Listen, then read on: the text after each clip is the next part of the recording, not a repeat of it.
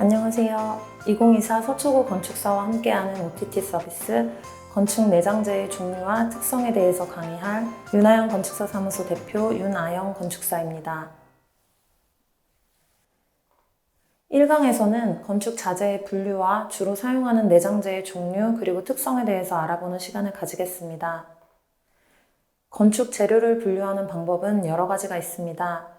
생산 방법에 따라서 천연재, 인공재로 분류하기도 하고 용도에 따라서는 건물의 골격을 구성하는 강도와 내구성을 갖춘 구조재와 구조체를 보호하고 장식하는 재료로서의 의장재로 분류할 수 있습니다.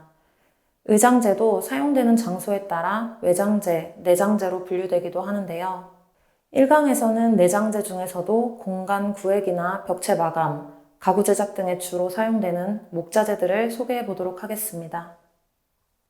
원목은 가공되지 않은 천연 상태의 나무로서 친환경 소재이며 자연스럽고 고급스러운데요.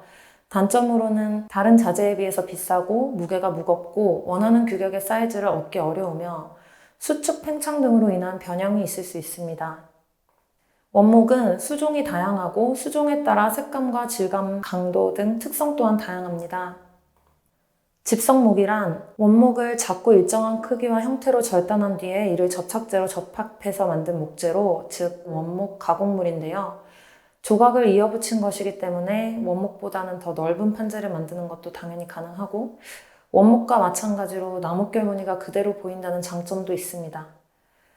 단점을 꼽자면 나뭇결 무늬가 나온다고는 하지만 직선 형태의 접합선도 같이 보이고 접합선마다 비균일한 형태로 무늬가 만들어질 수밖에 없다는 것인데요. 집성목의 종류는 크게 솔리드 집성목과 핑거 조인트 집성목이 있습니다. 같은 수종으로 만들더라도 집성 방법에 따라서 구분되어 시장에 유통됩니다. 다음으로 무늬목은 원목 통나무를 원하는 무늬에 맞는 커팅 방법으로 얇게 절삭해서 만든 자재로서 각 수종의 고유 무늬와 나뭇결을 살려서 원목 느낌을 가지면서도 원목보다 가격이 합리적인 자재인데요. 단점으로는 절삭하고 접착하는 작업, 그리고 전후 처리 등 작업이 필요해서 작업 시간이 오래 걸리는 점과 이에 따른 인건비가 든다는 점입니다. 이 무늬목은 가공 여부에 따라서 천연 무늬목과 집성 무늬목으로 나뉘는데 별도의 물리, 화학적 가공을 하지 않으면 천연 무늬목, 원하는 무늬의 크기로 가공을 가하면 집성 무늬목입니다. 무늬목은 건조 방법에 따라서 습식 무늬목과 건조 무늬목으로 나뉘기도 합니다. 습식 무늬목은 두께가 얇기 때문에 정교한 마감이 가능하고 건조 무늬목은 습식 무늬목에 비해서 두꺼워서 변형 크랙 발생이 거의 없기 때문에 내구성이 좋고 목질감과 신미성이 좋습니다. 다음으로 커팅 방법에 따라서 정목 무늬목과 판목 무늬목으로 분류되기도 하는데요. 정목 무늬목은 흔히 볼 수 있는 고든결 무늬로 평행하고 일정한 간격의 결이고 곧고 휨이나 변형이 적어서 단단하고 안정적인 느낌을 줄 때 사용합니다.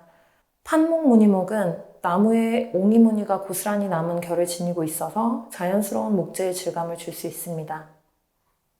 합판은 원목을 돌려깎기해서 얇은 판을 만들고 이를 결이 직각 방향이 되도록 접합해서 만든 강도가 좋은 나무판인데요.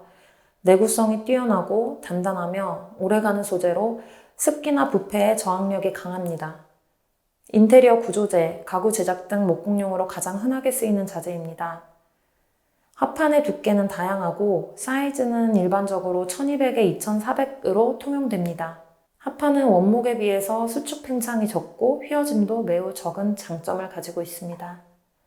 합판 중에 내수합판이라고도 불리는 방수합판은 내수성과 방수성이 있는 접착제를 사용하여 습기에 강하고 블록보드라고도 불리는 코어 합판은 일반 합판과 달리 나무 블록을 심재로 써서 길게 배치한 뒤에 양쪽으로 얇은 단판을 붙여서 제작했기 때문에 내구성이 높고 뒤틀림이나 변형이 적습니다.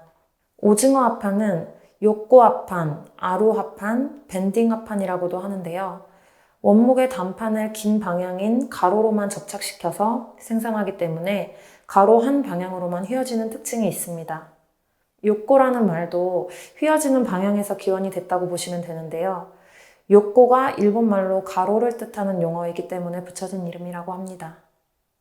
주로 아치형 인테리어 디자인에 오징어 합판이 많이 쓰이고 특히 곡선 마감을 필요로 하는 부분에 아주 적합합니다. 오징어 합판을 베이스로 사용해서 제작한 곡면이나 원형 포인트 인테리어의 모습입니다. 오징어 합판과 템바보드를 같이 활용해서 제작한 가구의 모습입니다. MDF는 어느 집에나 있는 싱크대의 주 자재입니다.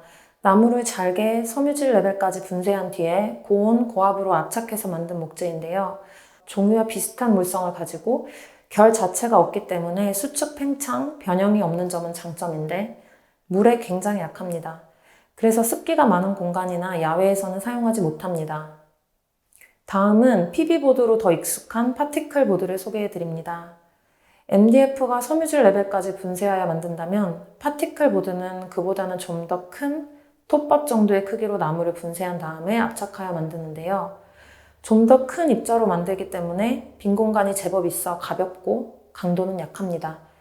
그래서 가구의 뒷판이나 내구성이 필요 없는 부분에 사용되고 MDF와 마찬가지로 물에는 약합니다. 이제 다시 합판으로 돌아와서 나무 입자를 방수성 수지와 함께 압축해서 만든 OSB 합판이 있는데요. 파티클 보드와는 달리 원목에서 잘라 만든 것이기 때문에 높은 강도와 경도를 가지고 있고 그래서 외장재나 구조재, 그리고 지붕재, 파티션, 가구 등에 다양하게 사용됩니다.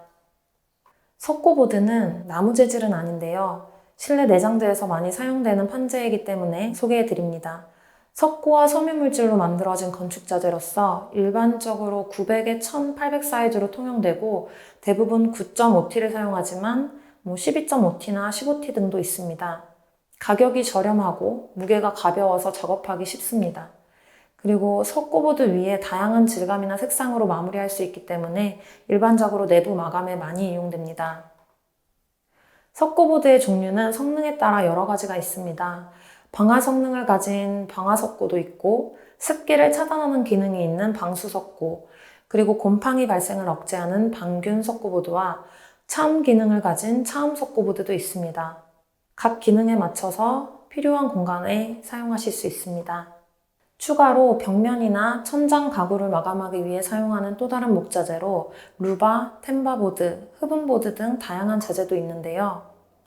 좁고 기다란 판으로 나온 조립식 루바 제품도 있고 판 형태인 루바와 다르게 돌돌 말리는 형태로 제작돼서 곡면에 시공 가능한 템바보드도 있습니다.